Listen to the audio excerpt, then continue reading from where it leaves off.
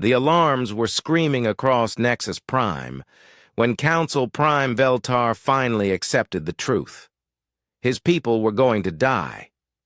He stood in the command center, watching the giant screens that showed the battle above their planet. Red dots moved across the display like a disease spreading through healthy tissue. Each red dot was a devourer ship. Each one was bigger than the largest Alterian warship. There were thousands of them.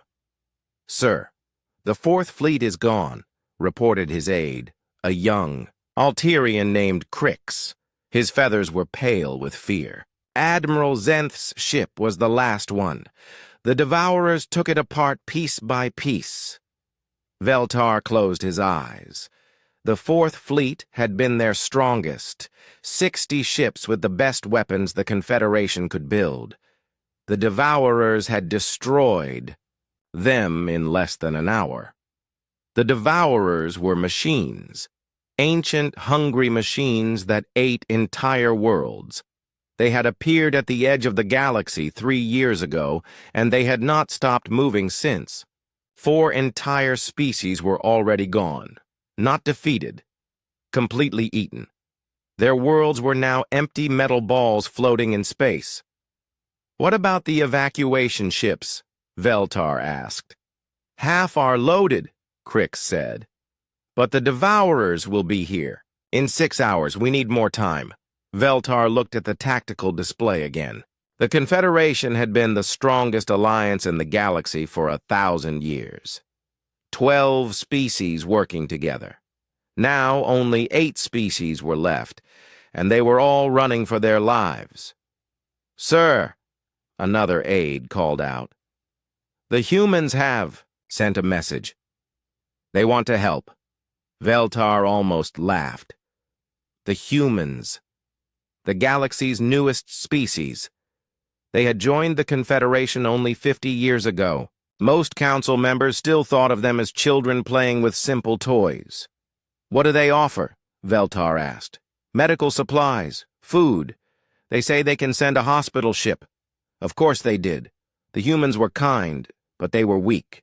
Their territory was tiny, only 200 star systems. Their ships were ugly and basic. Their weapons were primitive. They used metal bullets and chemical explosives while the rest of the galaxy had moved on to energy weapons centuries ago. But right now, Veltar would take any help he could get. "Open a channel to Earth," he said. The screen flickered, and a human face appeared. It was Ambassador Young Su, the human representative to the Confederation. He looked worried.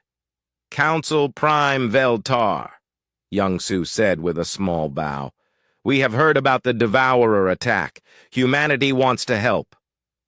"We are grateful for any assistance," Veltar said, trying to keep his voice steady. "Medical supplies would be useful. Perhaps a few ships to help with evacuation." Young Su nodded. "I will speak with our military leaders immediately. We understand humans have little to offer compared to the great Confederation fleets, but we will do what we can." The transmission ended. Veltar turned back to the tactical display. The red dots were getting closer. On Earth, 12 light-years away, Admiral Tae Min was standing in the Human Defense Council chamber. The room was plain and simple, like most human buildings. No fancy decorations or floating displays, just a large table with star charts spread across it. "The Confederation is finished," said General Jin Woo, pointing at the charts. "Look at these numbers. The Devourers have eaten 4 entire species. The remaining 8 are in full retreat. The Alterians are asking for medical supplies." "Ambassador, Young Su said. "Maybe a hospital ship." Admiral Tae Min was quiet for a long moment. He was 45 years old, with gray hair and scars on his hands from the Proxima Wars. He had been fighting aliens for 20 years, and he knew something that the rest of the galaxy did not understand. Humans were very good at war. "They think we're going to send aid," Tae-min said finally. They have no idea what humanity is capable of when we decide to fight. Sir, the Confederation has been fighting the Devourers for 3 years, Young-soo said. Their technology is far advanced compared to ours. What can we possibly do that they cannot? Tae-min smiled. It was not a nice smile. The Confederation fights to minimize losses, he said. They retreat when things get dangerous. They protect their expensive ships and their important people. They fight like politicians. He stood up and walked to the window. Outside, he could see the orbital shipyards where human warships were being built. Ugly, brutal ships covered in armor and weapons. Humans fight to win, Tae-min continued. We don't retreat. We don't surrender. And we definitely don't abandon our friends. Captain Bo-ra entered the room. She was the commander of a destroyer squadron, known for her aggressive tactics. Sir, we've been monitoring Devourer communications. Dr. Soo-jin's team thinks they've found a weakness. Explain, Tae-min said. The Devourers use quantum communication to coordinate their fleets. All their ships are connected like a giant brain. But Dr. Soo-jin thinks our electromagnetic pulse weapons can disrupt that connection. General Jin-woo leaned forward. Our EMP weapons? The ones the Confederation calls primitive? The same ones, Bo-ra said. Turns out being primitive has advantages. The Devourers have never faced weapons like ours because every other species stopped using them centuries ago. Tae-min nodded slowly. He had suspected something like this. The galaxy's advanced species had forgotten how to fight dirty. They relied on shields and energy weapons and complicated tactics. Humans still remembered that sometimes the best way to win was to hit the enemy with a very big hammer. Sir, Young-soo said carefully, are you thinking what I think you're thinking? Tae-min turned back to the star charts. Red markers showed where the Devourers were attacking. Blue markers showed human space. There were a lot of blue markers. Contact. Fleet Admiral Hyun-woo, Tae-min said. Tell him to begin Operation Thunderstorm. Sir, that's our entire military, Jin-woo said. Every ship we have, I know. The Confederation is expecting medical supplies, maybe a few patrol boats. They'll get more than that. Tae-min picked up a communications device and sent a message to every human fleet commander in the galaxy. The message was simple. Pack everything. We're going to war. Young-soo looked confused. Sir, how many ships are we sending? Tae-min looked at him with that same dangerous smile. All of them, he said. We're not sending aid. We're sending the entire human space navy. All 47 fleets. 15,000 ships. Because when humans decide to help, we don't do it halfway. In space above Earth, the first human warships were already moving. Not the small, careful force that the Confederation expected. Not a symbolic gesture of support, an armada that would change the galaxy forever.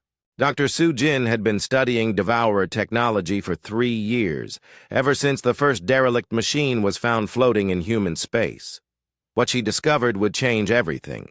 She stood in her laboratory on Mars, looking at the pieces of alien metal spread across her workbench. The Devourer machine was dead, but its circuits still glowed with strange energy. Most scientists would have been afraid to touch it. Soo-jin had been taking it apart with a hammer. The other species have been studying these things wrong, she said to her assistant. They try to understand the technology. I just want to break it. Her assistant, a young man named Woo-bin, watched nervously as Soo-jin connected another wire to the Devourer circuit board. Dr. Soo-jin, are you sure this is safe? Probably not, she said cheerfully. But I found something interesting. Watch this. She activated a human electromagnetic pulse generator. It was a simple device, crude compared to alien technology, the kind of weapon that the Confederation considered outdated and worthless. The Devourer circuits went completely dark. They communicate using quantum entanglement, Su-Jin explained. All their ships are connected to each other through space and time. It makes them incredibly coordinated. But it also makes them vulnerable. How? Our EMP weapons disrupt quantum fields. We discovered that by accident during the Proxima Wars. Most species stopped using electromagnetic weapons centuries ago, so the Devourers never adapted to defend against them. Wu Bin stared at the dead alien circuits. You mean we can cut off their communication? Better than that, Su-Jin said, smiling. We can turn their greatest strength into their greatest weakness. When we disrupt their quantum network, they don't just lose communication, they lose coordination. Each ship becomes isolated and confused. Meanwhile, in space above Earth, Fleet Admiral Hyun-woo was watching the largest military mobilization in human history. Ships were launching from every human world, streaming toward assembly points in deep space. The ships were not beautiful like Confederation vessels. Human warships looked like flying fortresses, covered in thick armor and bristling with weapons. They had names like Iron Fist and Steel Thunder and Wrath of Sol. Every ship was built for one purpose: to fight and win wars.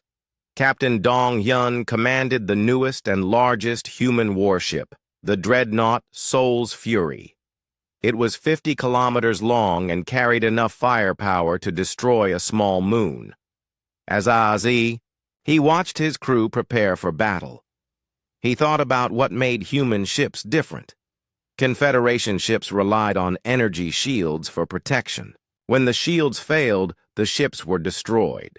Human ships had armor instead, thick, redundant layers of metal and ceramic that could absorb incredible damage and keep fighting. Confederation ships used sophisticated targeting computers and guided energy weapons. Human ships used simple, reliable weapons that fired solid projectiles at enormous speeds. When human guns fired, they did not miss, and they did not stop firing until the target was dead.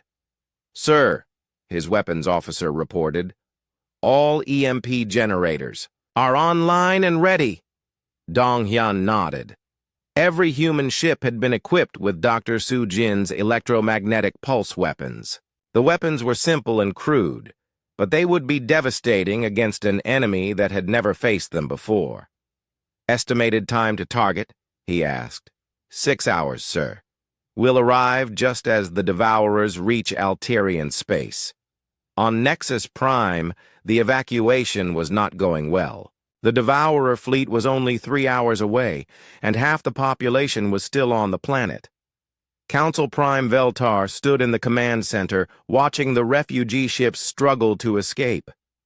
Sir, Crix said, we're receiving a transmission from the humans. Put it through, Veltar said. He expected to see Ambassador Young-Soo again, maybe with news about medical supplies. Instead, Admiral Taemin appeared on the screen. He was wearing a military uniform and standing on what looked like the bridge of a warship. Council Prime Veltar, Taemin said. This is Admiral Taemin of the Human Space Navy. We are responding to your request for assistance. Thank you, Admiral, Veltar said. Any help you can provide will be appreciated. When will your hospital ship arrive? Taemin looked confused. Hospital ship? Council Prime, I think there has been a misunderstanding. We are not sending a hospital ship. Veltar felt his heart sink. I understand. The situation is too dangerous. We appreciate that you considered helping. No, sir, you don't understand, Taemin said. We're not sending a hospital ship because we're sending the entire human space navy. 15,000 warships are currently en route to your position. Veltar stared at the screen. 15,000? That's correct. We should arrive in 3 hours, just before the Devourer fleet reaches your space. Admiral, Veltar said slowly, are you saying that humans are bringing 15,000 ships to fight the Devourers? Yes, sir. But your entire military cannot be that large. Your territory is only 200 systems. Taman smiled. Council Prime, humans have been preparing for war for 50 years. We've been building ships and training crews and developing weapons while the rest of the galaxy thought we were playing with primitive toys. The transmission ended, leaving Veltar staring at a blank screen. Sir, Crick said quietly, did he just say 15,000 ships? Before Veltar could answer, another alarm started blaring. But this time, it was not the Devourer approach warning. It was the proximity alert for incoming friendly vessels. Sir, we have ships dropping out of hyperspace, the sensor operator called out. Lots of ships. How many? Veltar asked. I can't count them all, sir. They just keep coming. Veltar looked at the tactical display and felt his breath catch. The screen was filling with blue dots representing human ships, not dozens, not hundreds. Thousands of blue dots appearing in space around Nexus Prime. The human ships were enormous. The smallest ones were larger than Altarian heavy cruisers. The largest ones were bigger than anything the Confederation had ever built. Sir, the communications officer said, we're being hailed by the human fleet. Put it through. A new face appeared on the screen. A woman with short black hair and hard eyes. This is Captain Bo-Ra of the Human Destroyer Squadron Alpha 7. Council Prime Veltar, we're here to help. Captain, Veltar said, still trying to process what he was seeing. How many ships do you have? This is just the advance force. Sir, 200 ships. The main fleet will be here in an hour. The main fleet? Yes, sir. Admiral Taman is bringing the heavy ships. Dreadnoughts, battleships, carriers, everything we have. Veltar looked at the tactical display again. 200 human ships had already formed a defensive line between Nexus Prime and the approaching Devourer fleet, and more were still arriving. Captain Bo-Ra, he said, the Devourers have destroyed every fleet that has faced them. Our most advanced ships were like toys to them. Yes, sir, Bo-Ra said, but they've never faced human ships before. What makes human ships different? Bo-Ra's smile was exactly like Admiral Taman's, cold and dangerous.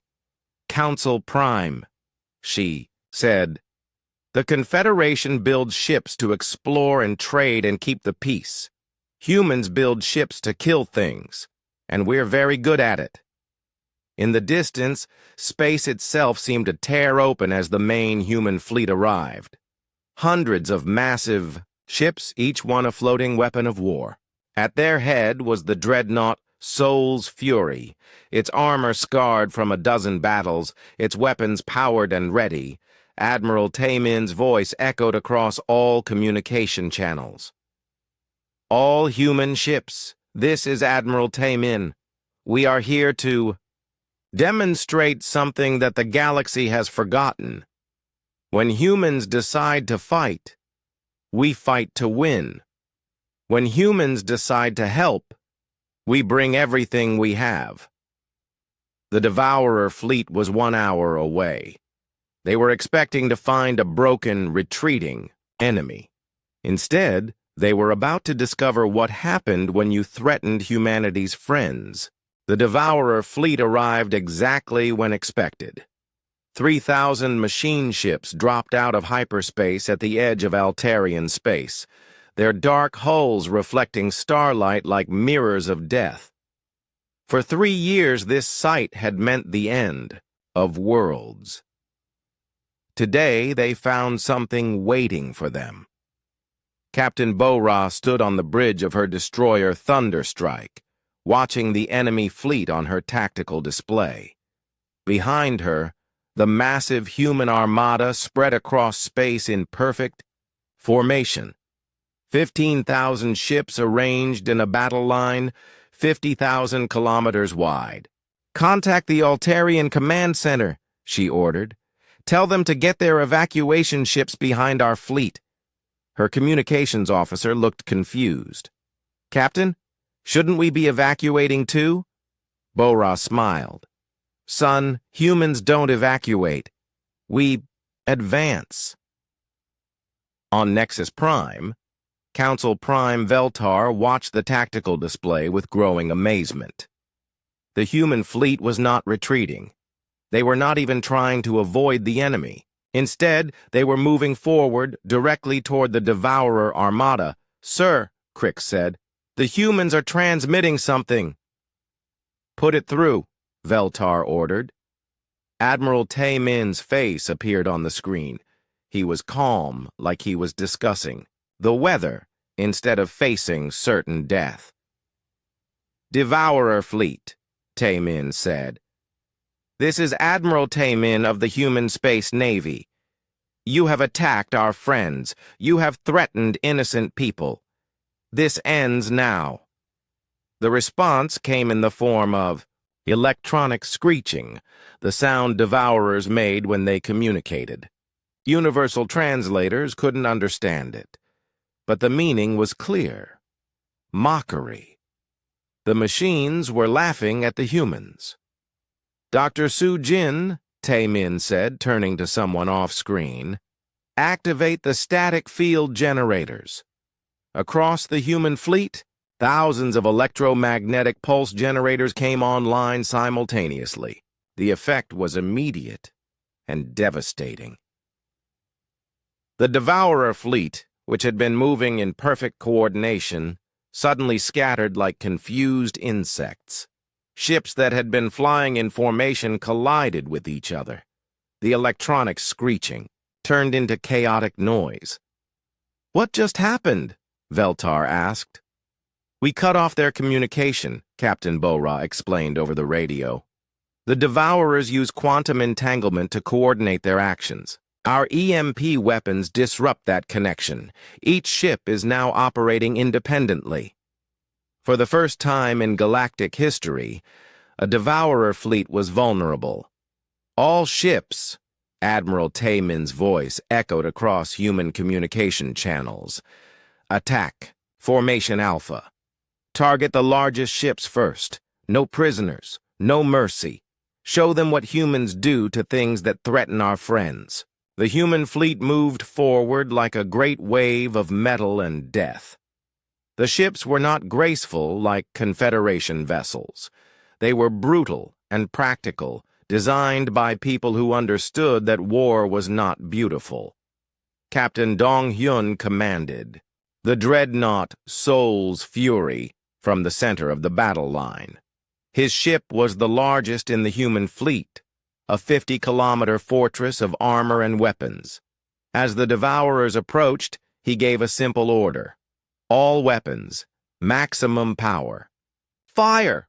Soul's Fury erupted in light as every gun fired at once. Thousands of projectiles streaked across space at incredible speed, followed by missiles and plasma beams and electromagnetic pulses. The human ship's firepower was enough to destroy a small city. The Devourer ship it targeted simply disintegrated. Across the battle line, 15,000 human ships opened fire simultaneously. The space between the fleets filled with deadly light as weapons discharged. Human ships used solid projectiles, metal slugs fired by electromagnetic accelerators. The weapons were simple and primitive by galactic standards, but they were devastatingly effective. Confederation energy weapons could be blocked by shields or absorbed by armor. Human kinetic weapons punched through anything in their path and kept going until they hit something solid. The Devourers returned fire with their own energy beams, striking the human ships with weapons that had destroyed entire Confederation fleets. The beams struck human armor and stopped. Human ships didn't use energy shields. They relied on layer after layer of thick armor made from materials designed to absorb and disperse energy attacks. What would have destroyed a Confederation ship? Barely scratched human hull plating. Damage report, Captain Dong-hyun called out as his ship shook from enemy fire. Minor hull damage to sections 7 through 12, his engineer reported. All systems operational. Armor holding. Good. Continue firing. The battle became a brutal contest between human durability and devourer firepower. The machines had superior numbers, but they had never faced an enemy that could take punishment like humans could. Captain Bo-Ra's destroyer took a direct hit from a devourer beam weapon that would have vaporized any Confederation ship. The Thunderstrike kept fighting, its crew working calmly to repair damage while continuing to fire on the enemy. Engineering, damage report, Bo-Ra called out.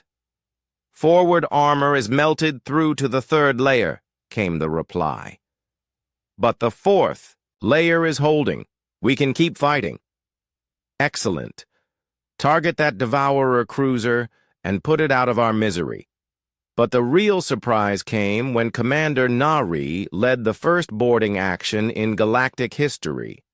Nari commanded a unit of human Marines, soldiers trained to fight in the cramped, dangerous spaces inside enemy ships. When her assault craft attached itself to the hull of a damaged devourer vessel, she led her troops inside to do something no one had ever attempted: capture a devourer ship from the inside.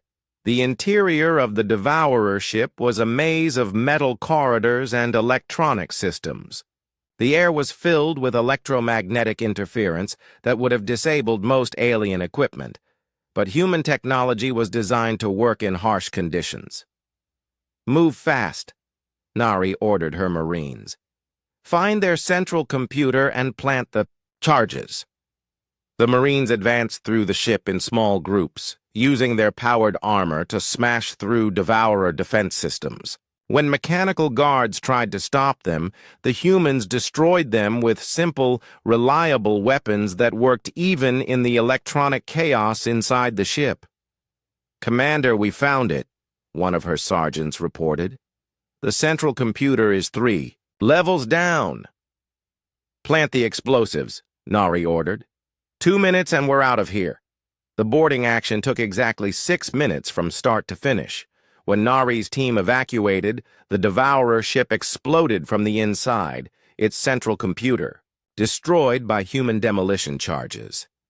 Across the battlefield, other human marine teams were doing the same thing. While the main fleet kept the devourers busy with long-range fire, small groups of human soldiers were boarding enemy ships and destroying them from within. The devourers had never encountered tactics like this.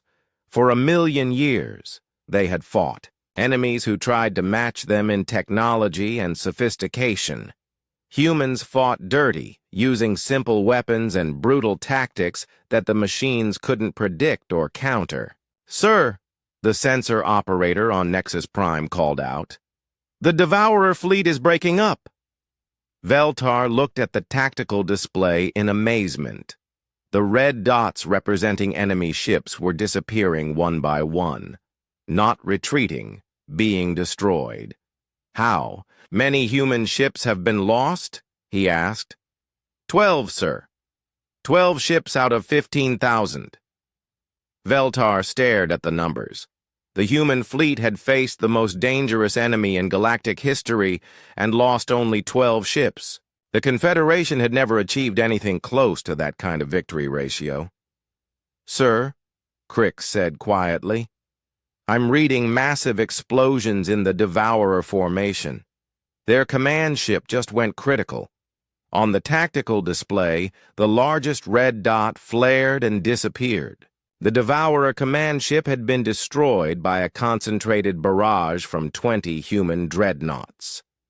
With their command ship gone and their communications disrupted, the remaining Devourer vessels began to retreat. But Admiral Tamin was not finished with them.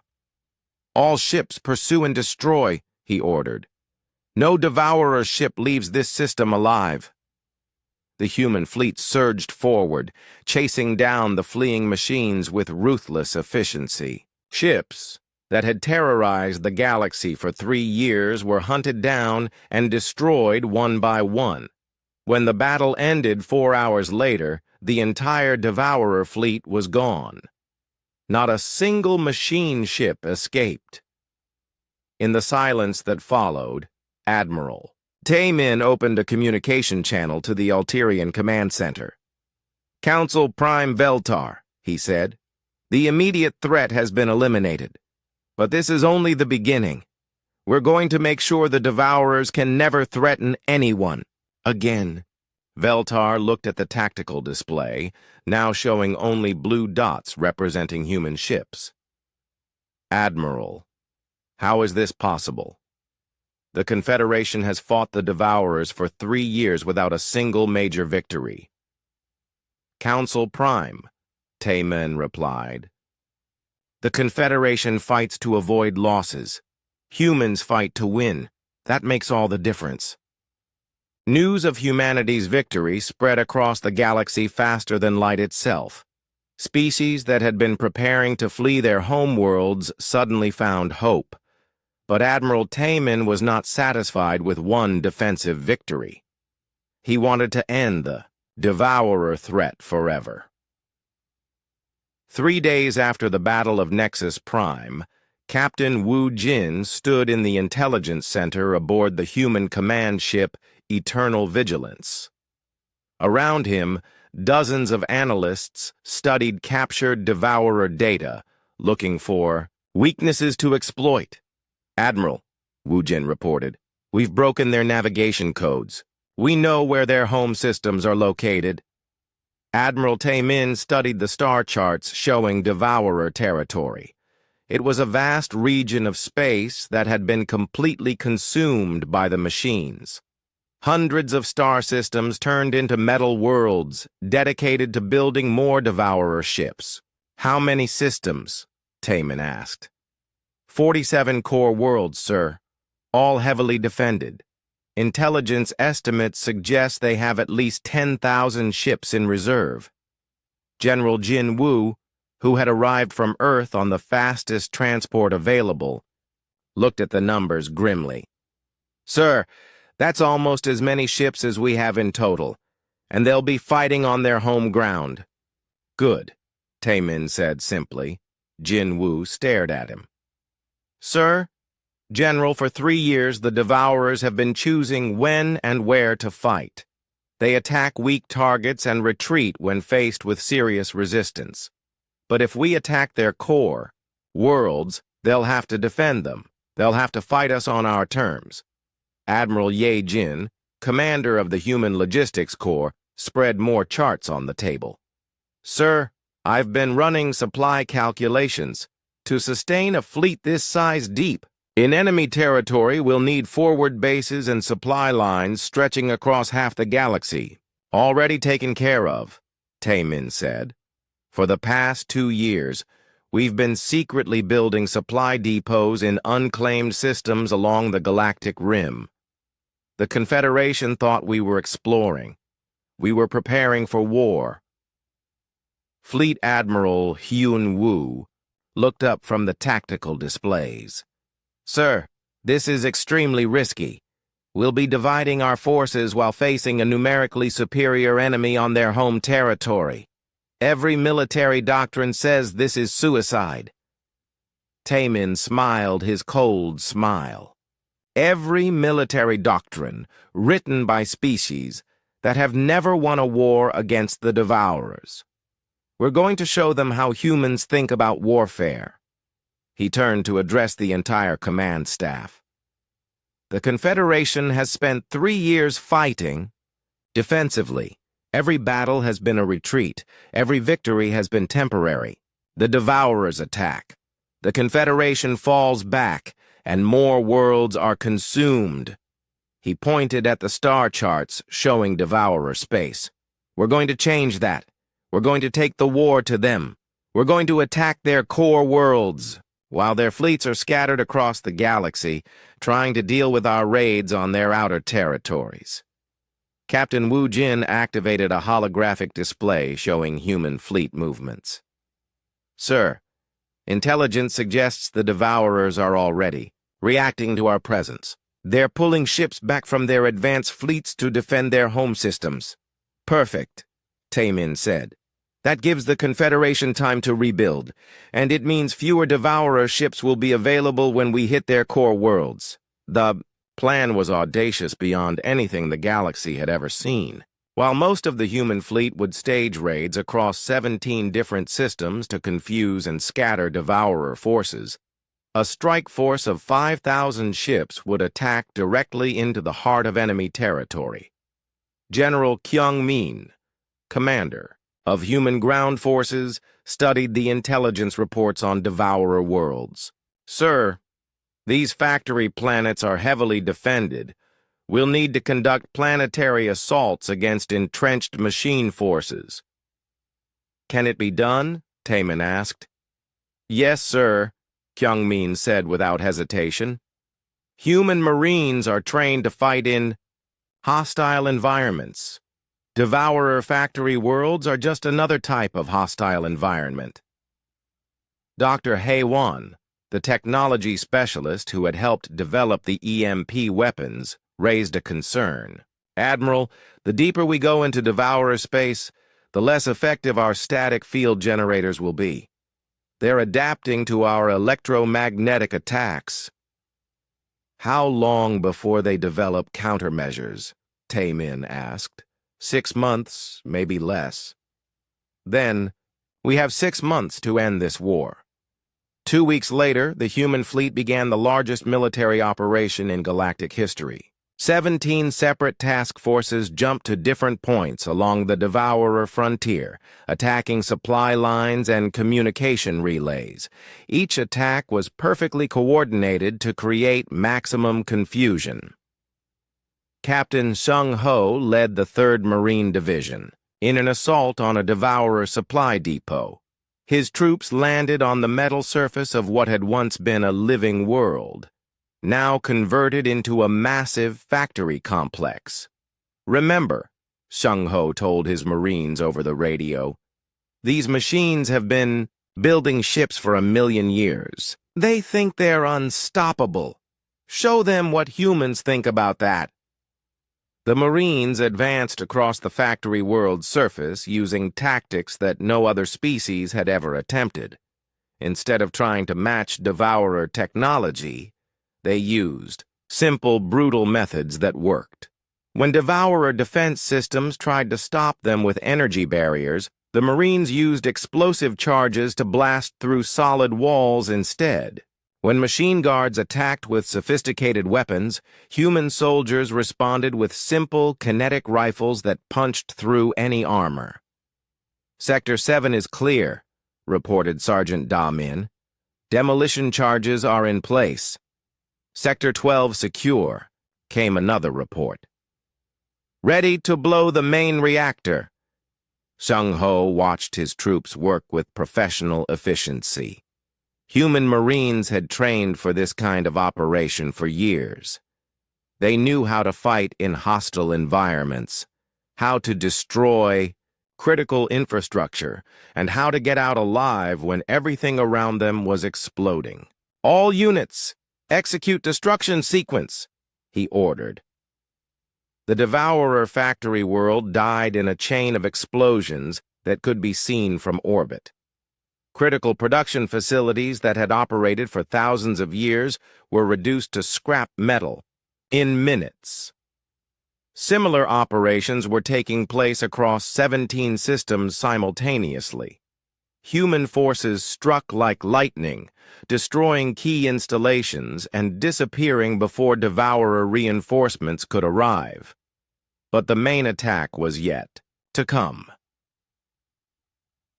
Deep in Devourer space, Admiral Jae-hyun commanded the strike force approaching the enemy core worlds. 5,000 human ships moved through space that no living being had seen for millennia.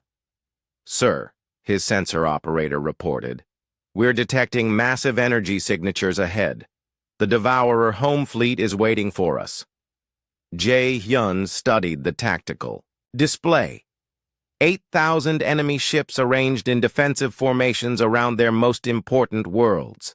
It was the largest Devourer fleet ever assembled. "Send a message to Admiral Tae-min," Jae-hyun ordered.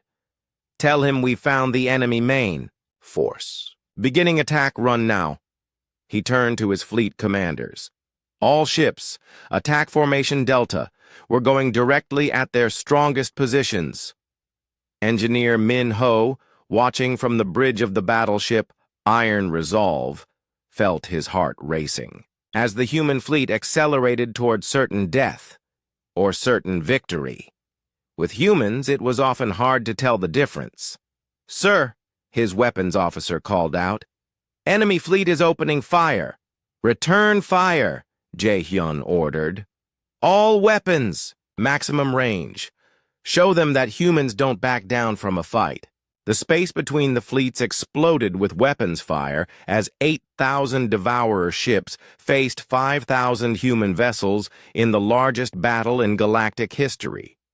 The outcome would determine whether the galaxy lived or died.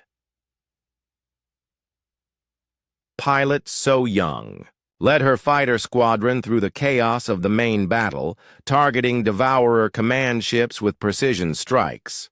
Her pilots flew with the reckless courage that had made human aviators legendary throughout their military. "Tiger Squadron, this is lead," she transmitted. "We're going after their flagship. Follow my lead and don't get fancy. Simple tactics, maximum violence." The fighter attack was a microcosm of human military philosophy. Identify the most important target, attack it with overwhelming force, and keep attacking until it was completely destroyed. As the massive space battle raged, the fate of the galaxy hung in the balance. But Admiral Tae-min had been right about one thing. The Devourers had never faced an enemy like humanity, and they were about to learn why that mattered. The Battle of the Core Worlds lasted 18 hours. When it ended, the Devourer threat was finished forever. Admiral Jae-hyun stood on the bridge of his flagship, looking at the tactical display that showed the results. Of the 8,000 Devourer ships that had defended their home systems, none remained. The ancient machine civilization that had terrorized the galaxy for millennia was reduced to scattered debris floating in space. The human fleet had paid a price. Of the 5,000 ships that had entered the battle, only 3,000 remained operational, but they had accomplished something that every other species thought impossible. They had completely destroyed the Devourer war machine. "Sir," his communications officer reported, "we're receiving surrender signals from the remaining Devourer installations." "Surrender?" Jae-hyun asked, surprised. "Machines don't surrender." "These ones do, sir. Without their central command network, the individual units seem to be developing independent thought. They're asking to negotiate." Jae-hyun considered this development. For 1,000,000 years, the Devourers had been a hive mind, all units controlled by central computers. With those computers destroyed and their quantum communication network permanently disrupted, the surviving machines were becoming individuals.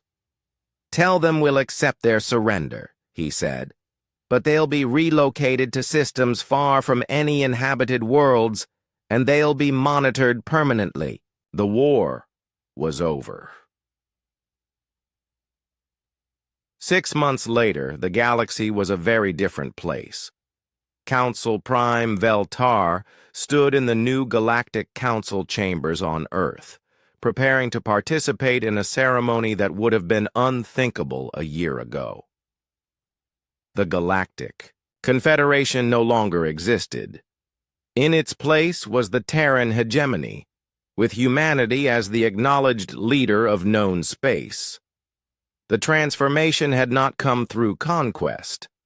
Every alien species that had witnessed humanity's campaign against the Devourers had voluntarily requested human protection and leadership. The species that had once considered humans primitive now competed to host human naval bases in their systems. Council Prime Veltar, President Yunjung said, approaching him with a smile. "Are you ready for the ceremony?" Veltar looked at the human leader with a mixture of respect and amazement. 6 months ago, no one had ever heard of President Yunjung. Now, she was the most powerful person in the galaxy. "I am ready," Veltar said. "Though I must admit, I never expected to be presenting the Confederation's seal to a human leader." "Neither did we," Yunjung said honestly. 6 months ago, we were just trying to help a friend.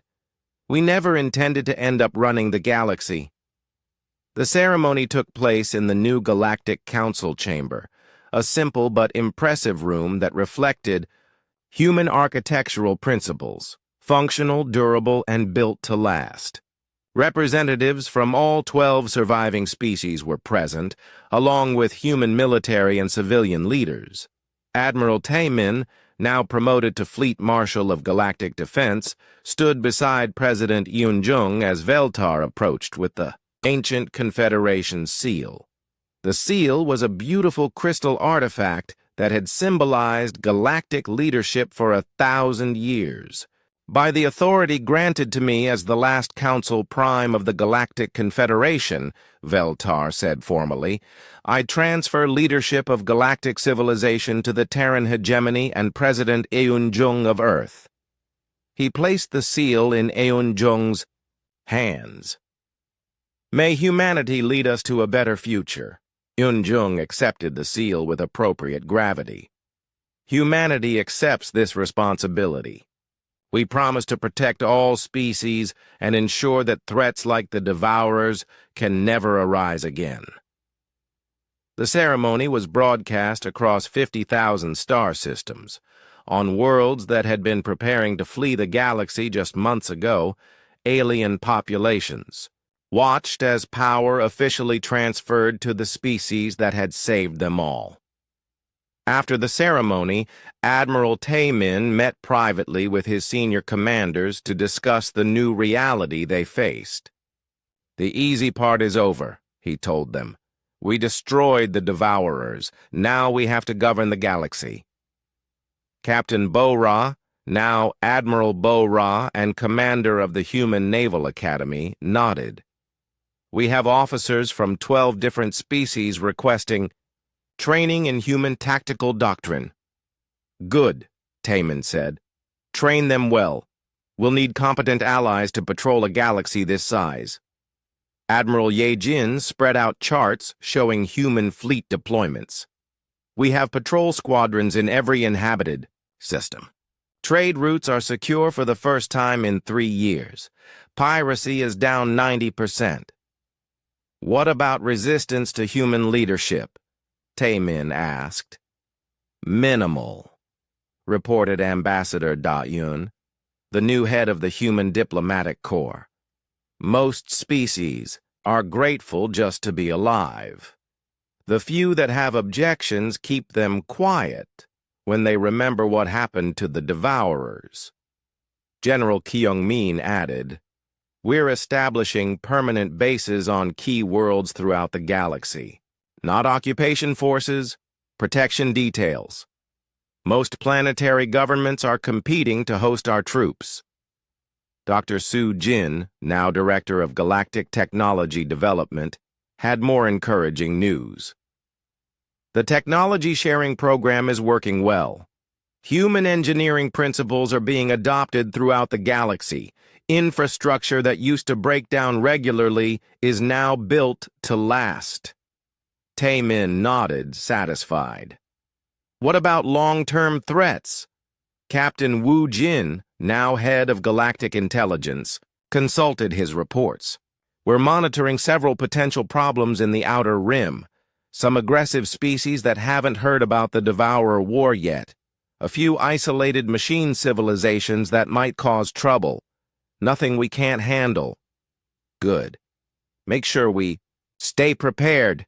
The galaxy is peaceful now, but peace only lasts as long as you're strong enough to enforce it. The meeting broke up, leaving Taemin alone with his thoughts. Through the window of his office, he could see Earth's orbital shipyards, where the next generation of human warships was being built. Bigger ships, better weapons, and improved defenses. Because the one thing humanity had learned from their history was simple. If you wanted peace, you prepared for war. 20 years later, the galaxy was still at peace. Admiral Sang-ho, grandson of the legendary Admiral Taemin, commanded the newest human dreadnought, Guardian of Peace, as it patrolled the four Outer Rim sectors. The ship was 3 times larger than the old Soul's Fury and carried enough firepower to sterilize a planet, but it had never fired its weapons in anger. The Devourer War was now studied in schools throughout the galaxy as an example of what happened when you threatened humanity's friends. Children of a dozen species learned the same lesson. Humans were peaceful, helpful neighbors who would share their technology and protect the weak. But if you pushed them too far, they would bring overwhelming force to bear, and they would not stop until the threat was completely eliminated. In the Outer Rim, human exploration fleets continued pushing into unknown space, always ready for the next threat. Because the galaxy had learned the most important lesson about humans. They didn't just fight to win, they fought to ensure the threat could never return. The memorial on Earth bore a simple inscription in 12 languages. In memory of those who fell defending the galaxy, they asked for aid, we gave them victory. But the real memorial was visible every night in the sky above every inhabited world. The gentle lights of human patrol ships standing watch over a galaxy at peace, and somewhere in the depths of space, across 10,000 worlds, the same message, echoed in a dozen languages. Humanity stands watch. The species that had once thought humans would send medical supplies had learned the truth about human nature. When humanity decided to help, they didn't send aid. They sent everything.